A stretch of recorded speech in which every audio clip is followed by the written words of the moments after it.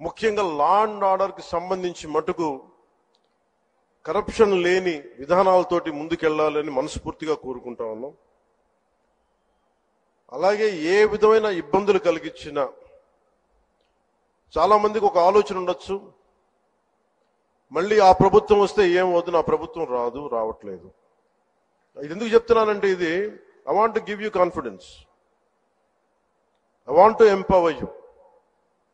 ఎందుకంటే మేమందరం ఇంక సహించడానికి సిద్ధంగా లేము. ఇక్కడ ఈ కూటమి ప్రభుత్వం 15 తక్కువ మేము మాట్లాడుకుంది 15 నుంచి 20 ఏళ్ళు ఉండాలి. ఎందుకు అనుకున్నామంటే, ఆంధ్రప్రదేశ్ వికసిత్ ఆంధ్రప్రదేశ్గా ఉండాలి, వికసిత్ భారత్లో భాగంగా ఉండాలి. అంటే ఈ ఐక్యత చెడగొట్టే పరిస్థితుల్లో నేను లేను, ఎవరు కూడా లేవు.